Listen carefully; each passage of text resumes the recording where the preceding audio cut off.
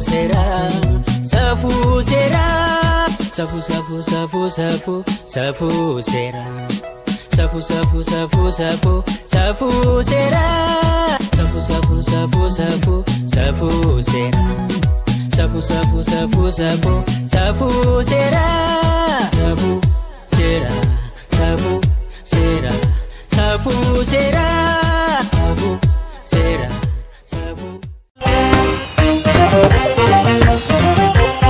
Ayana, ayana, ayana, ayana, ila ayana oka, iti ayan tu targa, ila ayana oka, iti ayan tu targa.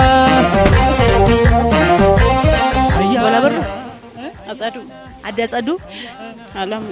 Gandi keessanis? Jambi. Ilman isin biratti argu kun an keessani? An intala kiyyaati. Guddisaa sanyee. Isheen silaas hin jiraanneefi abbaan illee irraa du'e natu guddisa natu guddisaa. Egaa biiroon dhimma dubartootaaf daa'immanii Oromiyaa haala kanaan korojoo akkasumas immoo daftaraaf qalamaa kennaafiti kan inni jiru. Deeggarsi kun xinnaattu siga deeggarsi xinnoo hin qabu lammiin isin bira dhaabbachaa jira jechuudha. Maaltu isinitti dhaga'ama? Dastaa dhaga'ee waan dhabaa silaa qarqara. Daawwadhaa silaa egaa qarqaranii dasnu jedha. Namni kaanis akkasuma kun fakkeenyadha. Namoonni warri kaanis ollaa isaanii nama jiru akkasitti wal yaadachuu wal gargaaruun aadaatu walii ta'eef jettanii maal dhaamsa maalii dabarsitu? Egaa kun akkuma nu gargaaran kanatti isaanillee gargaaramuu qaban jennee kanus. Isin maal hojjettanii jiraattu? Ani waanuma argadheen hojjedha. Waanuma argadheen hojjedha. Hojjaa sun tuffadha. Waan arginu hojjedhee guddisa. Daa'ima ofiif qabdu isin? Qaba. Meeqa? Afuran qabani wiikiyya. Isaanii wajjin? Homaa miti gaa hin darbaatii jabaadhaa. Lammii qabdu nama qabdu waan ta'eef nama keessa waan jirtaniif homaa mitiitii jabaadhaa. Amma darbuutti nama daddarbaa jedha Oromoon kabajamtoota daawwattoota keenyaaf dhaggeeffattoota keenya. Egaa amma ilmaan gaanii bakka garaa ofii namaa gaanitti akkasuma imimmaanis obsachaa ija namaas ilaalaa hin dabarti. Gaafa dabartu immoo gammachuun ishee dachaa taati. Ijoolleenis immoo namaa guddattee iddoo gaashaa ishee namaa geessu imimmaan sana namarraa haxoofti jechuudha. Miira keessa galanii badaalleen attaasa'uu hin dandeenye adda asaduuni. Nufaana tura ammas mucaa kana immoo gaafadha. Kottume as kottu maqaan keenyu Biniyaam kutaa meeqa baratta? Yeroo guddattu maal ta'uu barbaadda?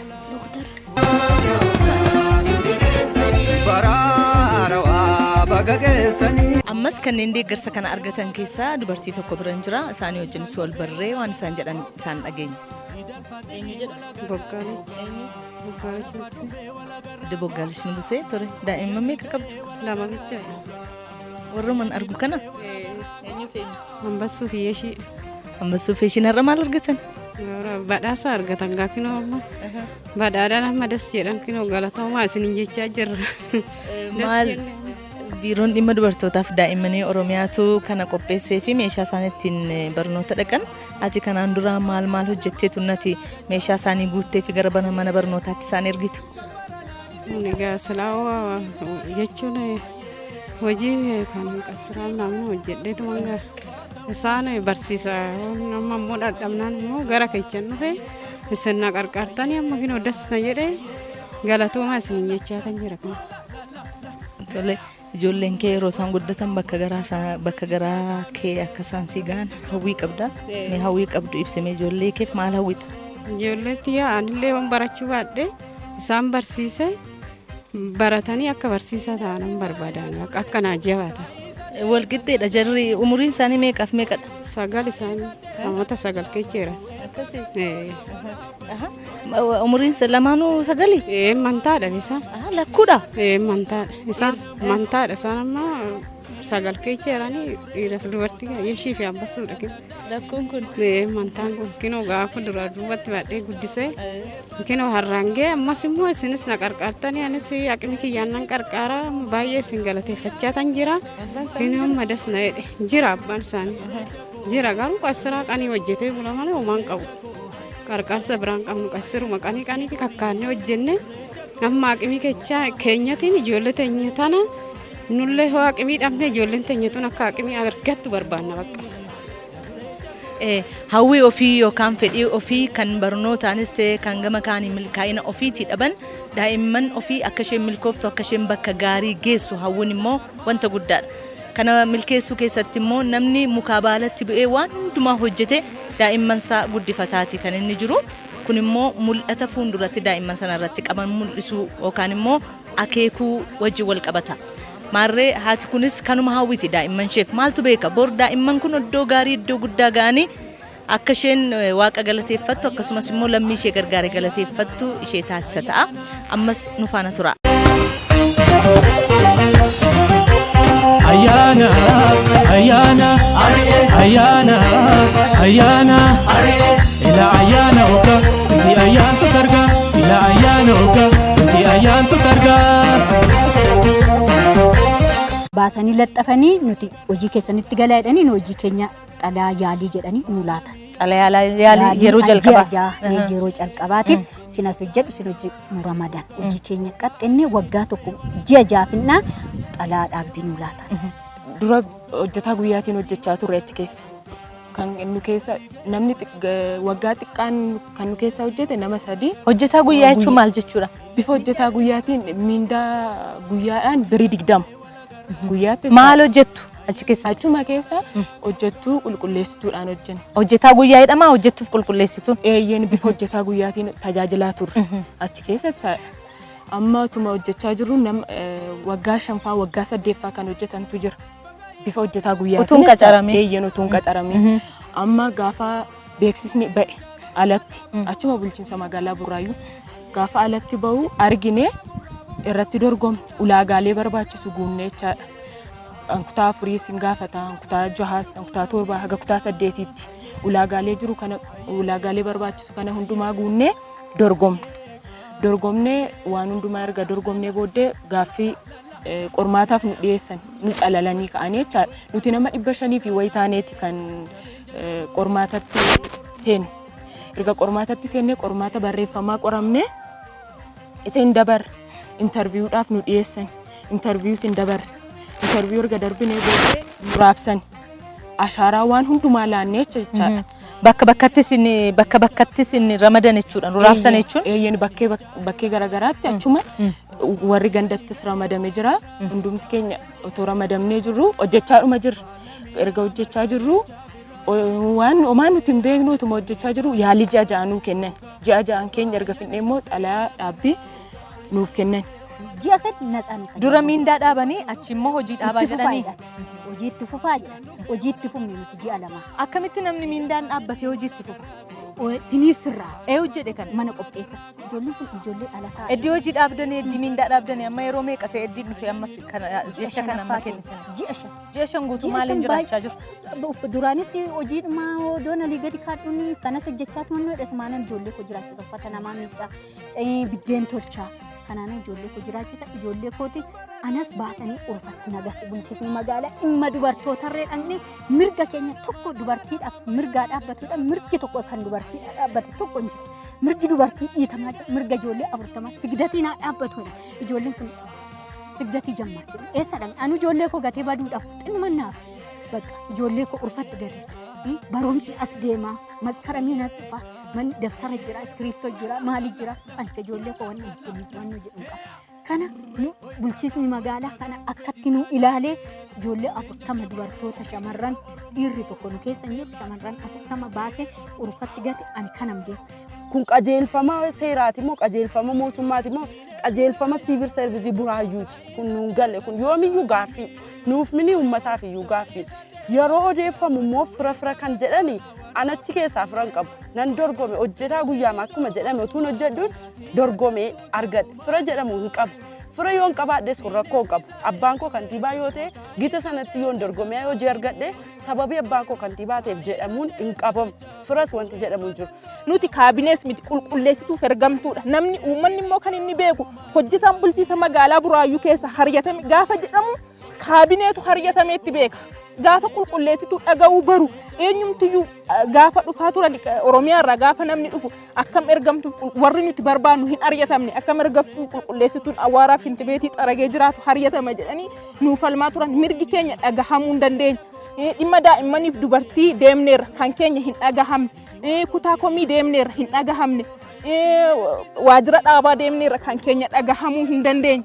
Kanaaf isinis dhugaadhaaf dhaabbattu yoo ta'e Safuun Seeraa nuti ariyatamuun keenya omaa miti dhugaa jiru barbaanne ammayyuu dhugaan gaafa kan dhugaa dubbatu dhufe haa mul'atu jedhee ani dhugaa jedhee barreessee bulchiisa magaalaa Buraayyuu keessatti hawaaleen gaafa rabbi asiin darbe dhugaa nana hin mul'atta jedhan hawaaleen jira.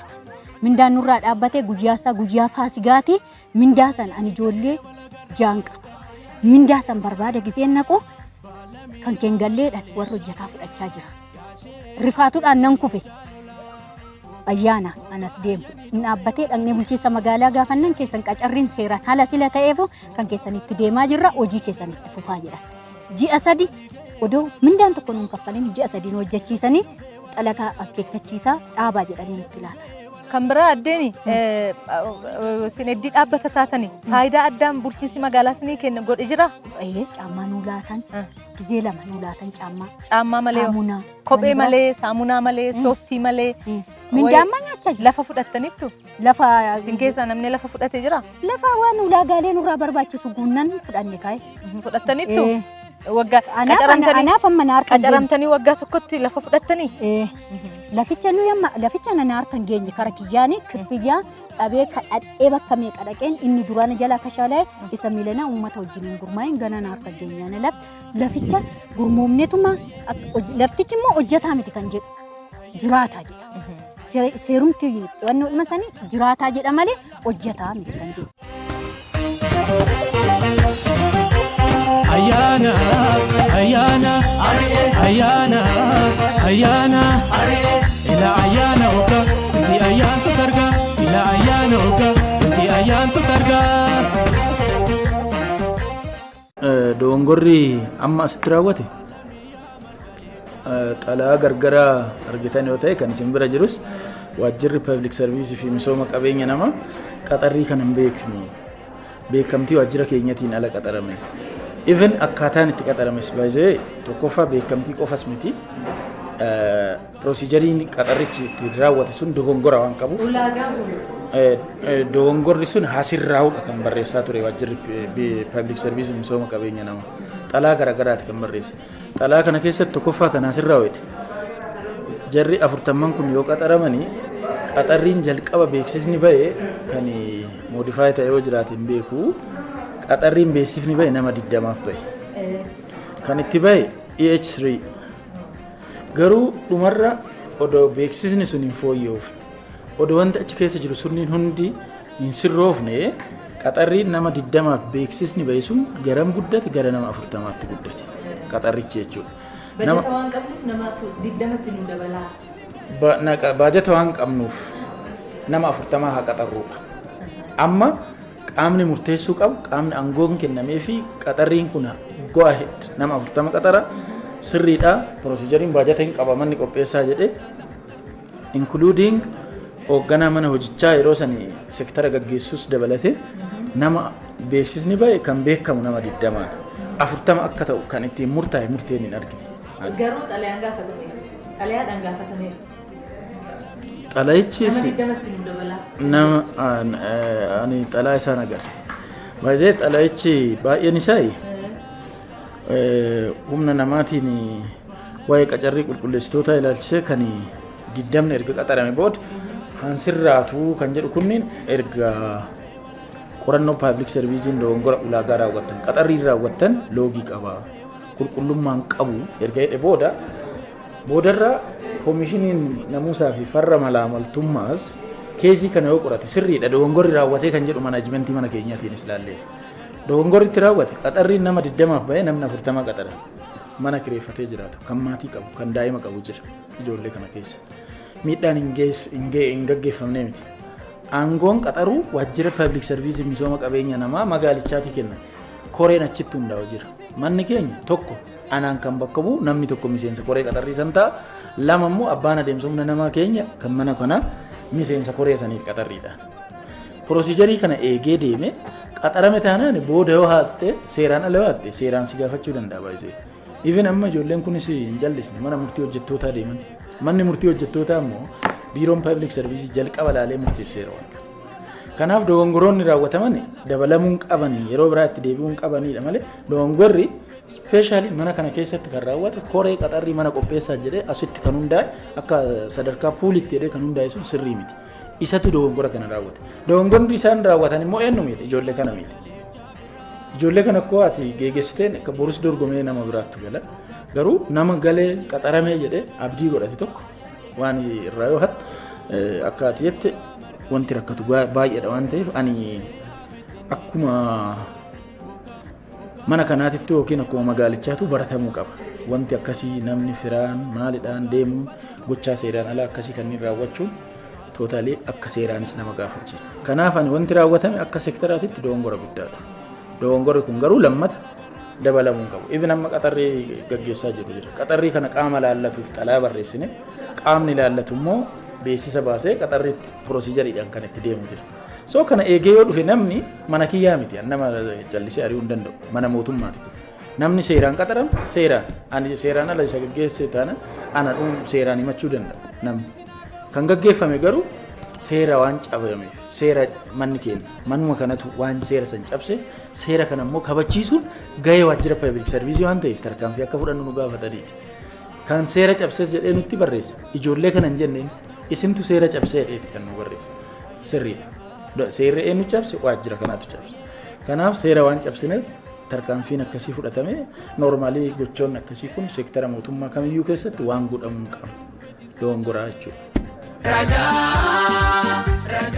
Eejensiin galmeessa ragaa bu'uuraa hawaasummaa naannoo Oromiyaa taateewwan dhalootaa gaa'ela hiikkaa gaa'elaa guddifachaa fi du'a galmeessa. Taateewwan bu'uura hawaasummaa bu'uura jiruu fi jireenya dhala namaati. Taateewwan galmeessisuun tajaajila bulchiinsaaf haqaaf istaatistiksiif oola. Eeyyee nama dhuunfaaf ammoo mirga lammummaaf daa'imman maatii fi firarraa dhalatan beekuuf gaa'ela umurii malee ittisuuf mirga dhaaltummaa mirkaneessuuf paaspoortiif eeyyama konkolaachisummaaf akkaawuntii baankii banachuuf inshuraansiif fuulduraaf kan gaafatamu waan ta'eef gamanumaa qophaa'uun gamnummaadha. Taateewwan galmeessisuuf fagoo utuu hin deemin manaajira ganda keessanii yookaan qondaala galmee kabajaa bira dhaquudhaan galmeessisaa waraqaa ragaas fudhadhaa. Dhaloota guyyaa 90 keessatti gaa'ela hiikkaa gaa'elaa guddifachaa fi du'a ammoo guyyoottan 30 keessatti galmeessisaa. Taateewwan galmeessisuun mirga qofaa osoo hin taane dirqama seeraa qaba. Ragaa qulqulluu qabaachuun qaroomina.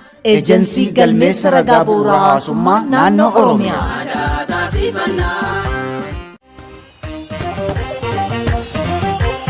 Ayana, ayana, ayana, ayana, ila ayana oka, iti ayan tu targa, ila ayana oka, iti ayan tu targa.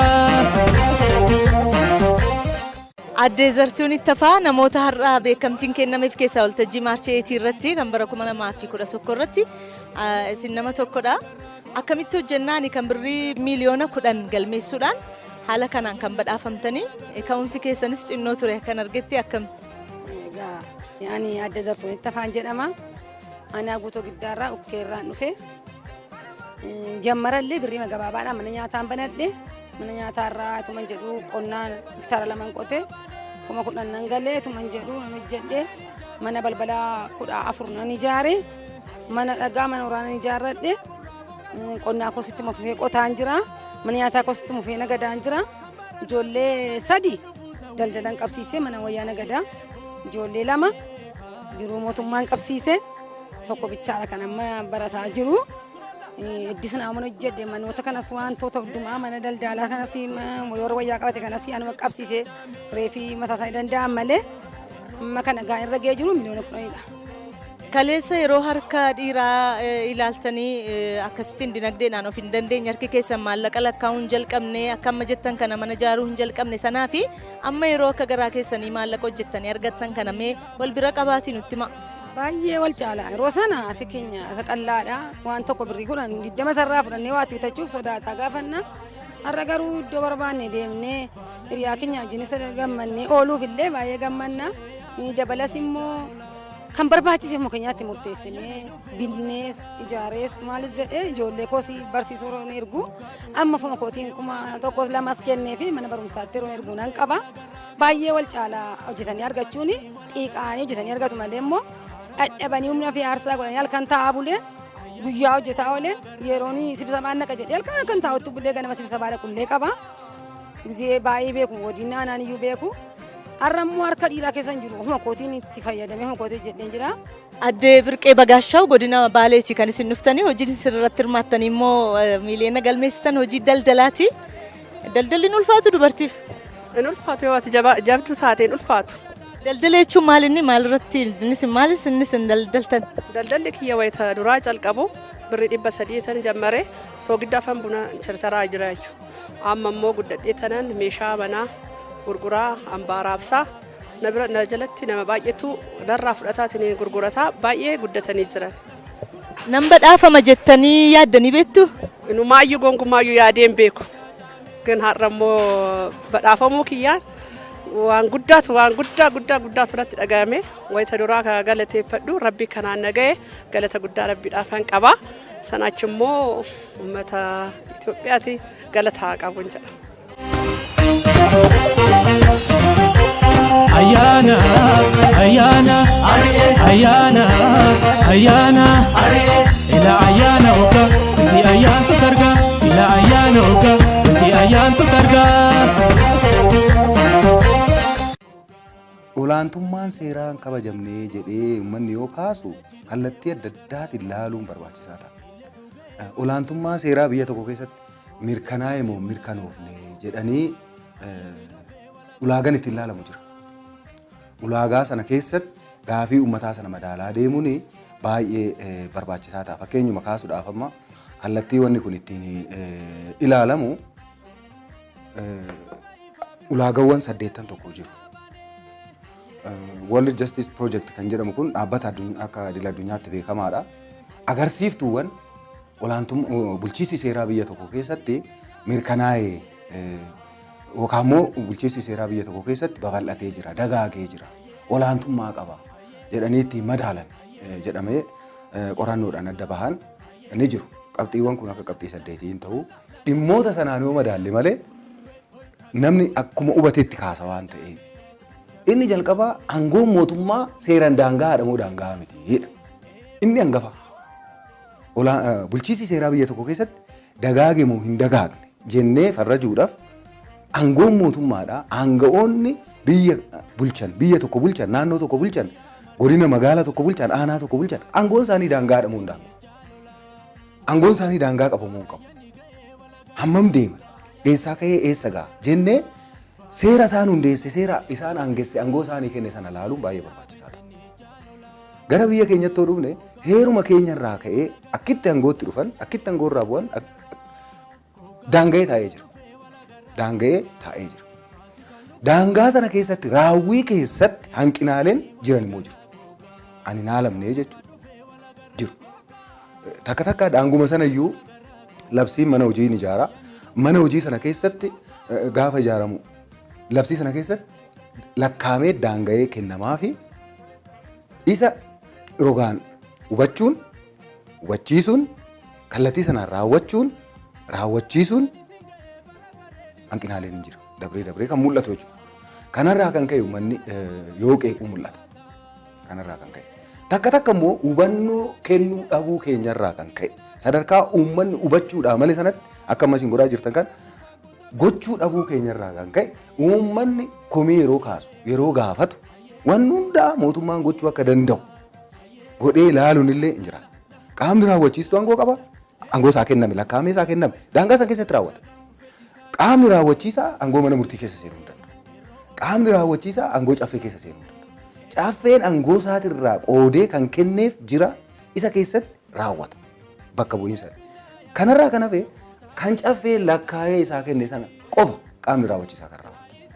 Kanarraa kan ka'e amma fakkeenyaaf kabajamoo pirezidaantiin waa'ee caffee seera baasus waa'ee manni murtii kennes waa'ee immoo aangoo isaanii kennames hunduma isaa akka isaan raawwatanitti ilaaluun tokko darbee mul'ata hawaasa keenya bira. Dhuguma ammallee asuma irratti akkas bisheessanii dubbattanii waan tokko yeroo uumamu mootummaan hin jiru. Mootummaan callisee maanuu laala kan jedhamu jira. Meeshee kana irratti sirriitti akka namaa galutti. Mootummaan hin jiru jedhee uummanni gaafachuun sirri. mootummaan ni jedhamu inni hangafaa nagaaf tasgabbii uummata isaa eegudha. Nagaaf tasgabbii uummata isaa eeguu daangaa biyya isaa kabachiisu isa kana immoo karaa seeratiif seera raawwachuu mootummaan ni jedhamu. Kanaaf wanni tokko taateen tokko yoo uumame mootummaa jechuun as kabajamoo pirezidaantii irraa kaasee amma bulchaa gandaatti kan jiru mootummaa. Mootummaa. Gurmaa'insa mootummaa. Ijaarama mootummaa. Heera keenya keessatti gandi beekamtii qaba. Kanaaf karaa kanaan hojjeta. Bulchaan gandaa daka jiru sun hojii isaa achitti hin raawwanne taanaan mootummaan eessa dhaqee jedhee uummanni gaafachuun sirnuma. Gahee mootummaati waan ta'eef. Nagaaf tasgabbiin isaanii eegamne waan ta'eef. Toora sanatti seeratu guufate waan ta'eef. Isa kana gaafachuun sirnuma. Lakkaa'amee aangoo qaama raawwachiisaadhaa kenname kun.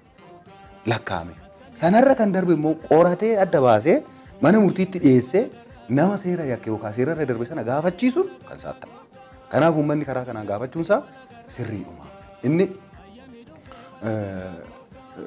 garuu immoo yoo gaafatu ofii isaatiifis gahee akka qabu beekuun baay'ee barbaachisaadha. Jechuun uummanni fakkeenyaaf namni tokko yoo seera irra dabree yookaan seera yakkee kan deemu ta'e dhaabbadhu jechuun qaama mootummaa achi jirutti gabaasuu qaama sanarratti immoo ragaa bahuun barbaachisaadha. Hin danda'a humna qaba jettanii amantu. Uummanni jala dhaabbachuu hin danda'a humna dhufu sana fakkeenyaaf amma gareen jiraachuu danda'a. Namni dhuunfaayyuu irratti dhiibbaa gochuu danda'a. Humna qaba jettanii yaaddu. Inni haala irratti hundaa'a. Haala irratti hundaa'a.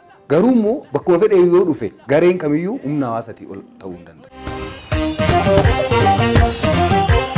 Ayyaana ayyaana ayyaana ayyaana ila ayyaana oka iti ayyaantu targa ila ayyaana oka iti ayyaantu targa.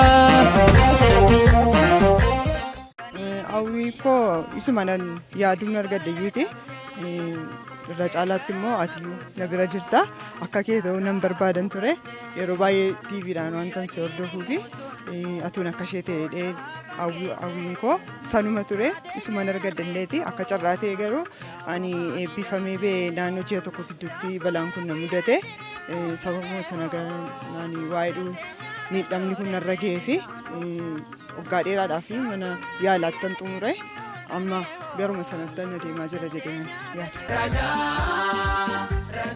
Eejensiin galmeessa ragaa bu'uuraa hawaasummaa naannoo Oromiyaa taateewwan dhalootaa gaa'ela hiikkaa gaa'elaa guddifachaa fi du'a galmeessa. Taateewwan bu'uura hawaasummaa bu'uura jiruu fi jireenya dhala namaati. Taateewwan galmeessisuun tajaajila bulchiinsaaf haqaaf istaatistiksiif oola. Eeyyee nama dhuunfaaf ammoo mirga lammummaaf daa'imman maatii fi firarraa dhalatan beekuuf gaa'ela umurii malee ittisuuf mirga dhaaltummaa mirkaneessuuf paaspoortiif eeyyama konkolaachisummaaf akkaawuntii baankii banachuu fi inshuraansiif fuulduraaf kan gaafatamu waan ta'eef gamanumaa qophaa'uun gamnummaadha. Taateewwan galmeessisuuf fagoo utuu hin deemin manaajira ganda keessanii yookaan qondaala galmee kabajaa bira dhaquudhaan galmeessisaa waraqaa ragaas fudhadhaa. Dhaloota guyyaa 90 keessatti gaa'ela hiikkaa gaa'elaa guddifachaa fi du'a ammoo guyyoottan 30 keessatti galmeessisaa. Taateewwan galmeessisuun mirga qofaa osoo hin taane dirqama seeraa qaba. Ragaa qulqulluu qabaachuun qaroomina.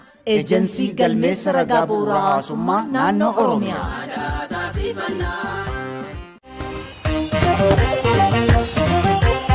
Ayyaana ayyaana ayyaana ayyaana ila ayyaana oka iti ayyaantu targa ila ayyaana oka iti ayyaantu targa. Safuu Seeraa Safuu Seeraa Safuu Safuu Safuu Safuu Safuu Seeraa Safuu Safuu Safuu Safuu Safuu Seeraa Safuu Safuu Safuu Safuu Safuu Seeraa Safuu Safuu Safuu Safuu Safuu Seeraa Safuu Seeraa Safuu